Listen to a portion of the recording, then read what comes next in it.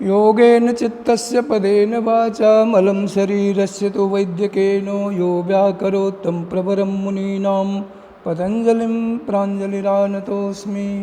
मैं डॉक्टर शक्तिधर मिश्र, व्याख्याता नव्य व्याकरण, राजकीय शास्त्रीय संस्कृत महाविद्यालय तीतरिया। आज हम शास्त्र तृतीय वर्ष नव्य व्याकरण के अंतर्गत प्रौढ़ मनोरमा ग्रंथ के अंतर्गत इकोयनच सूत्र की व्याख्या का अध्ययन करेंगे। यद्यपि इकोयनच सूत्र आपने सिद्धांत कौमुदी में भी पढ़ा, वहाँ पर जैसा आपने पढ़ा यहाँ पर हम उसका विस्तार करेंगे। इकोयनच इकः स्थाने यन स्यादचि संहितायाम विषय इति सूत्र की वृत्ति है, जिसे हम अर्थ भी कहते हैं। यहाँ पर 3 पद है। इकः यन अचि, इकः में षष्ठ्यंत पद है, यन में प्रथमा है और अचि में सप्तमी विभक्ति है। इकः में जो षष्ठी है यहाँ पर में कोई संबंध निर्धारित नहीं है। जैसा कि मैंने पूर्व में बताया आपको, षष्ठी विभक्ति का अर्थ होता है स्वस्वामी भावादि संबंध। तो यहाँ पर में अनिर्धारित संबंध होने के कारण सूत्र आता है षष्ठी स्थाने योगा। इस सूत्र से हम यहाँ पर में स्थान पद का क्या करते हैं, योगः माने संबंध, स्थान पद को जोड़ देते हैं और इस प्रकार से अर्थ होता है इकः स्थाने यन स्यादचि संहितायाम विषय। अब यहाँ पर में यद्यपि आप देखेंगे एक प्रत्याहार में जैसे 4 वर्ण हैं, ई उ ऋ, और यन में भी 4 वर्ण हैं, य व र ल। इस प्रकार से यद्यपि आपको प्रथमतया दोनों प्रत्याहारों में वर्णों की संख्या समान दिखाई देती है, किंतु ऐसा नहीं है। जैसा कि प्रौढ़ मनोरमाकार ने कहा है, यहाँ पर में प्रत्याहार वाच्येषु तद्वाच्यवाच्ये निरूढ़ा लक्षणा। निरूढ़ा का तात्पर्य है अनादि तात्पर्यवती लक्षणा। यह लक्षणा अनादि है, आधुनिक लक्षणा नहीं है, इसीलिए अनादि का है। अब यहाँ पर में आता है तद्वाच्यवाच्ये निरूढ़ा लक्षणा, अभिप्राय है। तत्पद से हम जैसा कि प्रसंगवश यहाँ पर में एक प्रत्याहार लेंगे तो एक प्रत्याहार तत्पद से एक हो गया, और इक का वाच्य हो गया ई उ ऋ, और तद्वाच्य उसको क्या करेंगे, ह्रस्व दीर्घ प्लुत उदात्त अनुदात्त स्वरित अनुनासिक और अनुनासिक के भेद से जब हम करते हैं तो एक पदेन षट् षष्ठी गृह्यन्ते, एक पद से 66 वर्णों का बोध होता है। इसी प्रकार से कहा यन पदेन सप्त, क्योंकि वहाँ पर देखेंगे य व ला द्विधा, य व ला द्विधा, य व ल 2 प्रकार के होते हैं। तो अनुनासिक और अनुनासिक के भेद से तो ये 6 हो गया और एक वर्ण हो गया र। तो इस प्रकार से यन शब्देन सप्त कहा है। तो इस प्रकार से दोनों प्रत्याहारों के में वर्णों की संख्या समान नहीं है, तो यह क्रमशः आदेश नहीं हो सकता है। तो यथा संख्यम अनुदेश समानम सूत्र से यहाँ कार्य नहीं चलेगा। इसीलिए यहाँ पर में स्थानेन्तरतम सूत्र की आवश्यकता होती है। स्थानेन्तरतम, यहाँ पर में जो अंतरतम शब्द है, अंतर शब्द का अर्थ है सदृश पर्याय।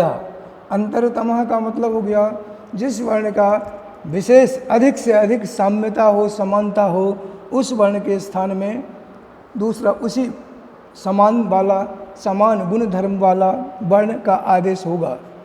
इस प्रकार से अब यहाँ पर में आंतर्यम कहा चतुर्विधम। आंतर्य 4 प्रकार का होता है, स्थानकृत, गुणकृत, अर्थकृत और प्रमाणकृत।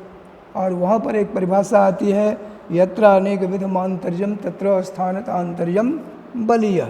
जहाँ पर अनेक प्रकार का आंतर्य हो वहाँ पर स्थान आंतर्य सबसे बलवान होता है। तो स्थान आंतर्य बलवत्वात् शुद्धि उपास्य, जैसा कि प्रयोग है सुधि आगे उपास्य है, तो यहाँ पर सुधि के इकार के स्थान में स्थान प्रधानत्वात्, स्थान आंतर्य बलवत्वात् ईकारस्य स्थाने यकारः भवति।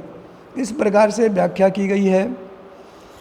और इसी के क्रम में हम देखेंगे आगे, यहाँ पर यह बताया गया है जो प्रत्याहार ग्रहण में जो आपने तद्वाच्यवाच्य निरूढ़ा लक्षणा किया है, इसके संबंध में प्रमाण किया है और कहते हैं निर्देश किया है। तो इसके संबंध में प्रौढ़ मनोरमा कहते हैं तद्वाच्यवाच्य निरूढ़ा लक्षणा अत्र विषये दीर्घाज्यसि च इति ज्ञापकम ल्वादिभ्य इति निर्देशाच्च।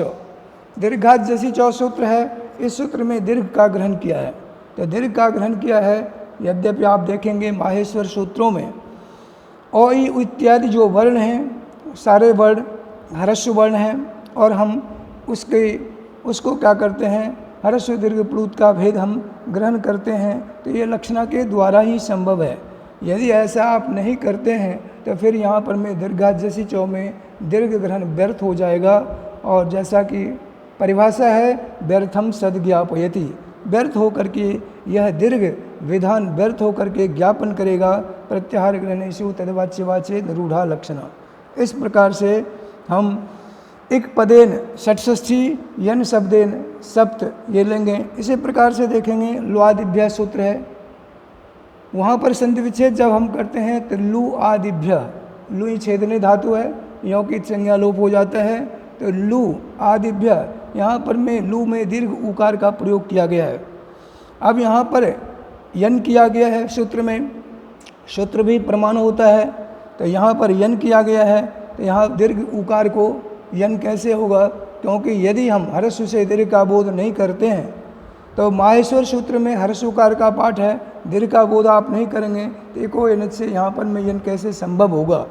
पाणिनि ने यहाँ पर इस सूत्र में यन किया है, इसीलिए सूत्र प्रमाणेन यहाँ पर हम कह सकते हैं इस निर्देश से कि प्रत्याहार ग्रहणेषु तद्वाच्यवाच्ये निरूढ़ा लक्षणा भवति।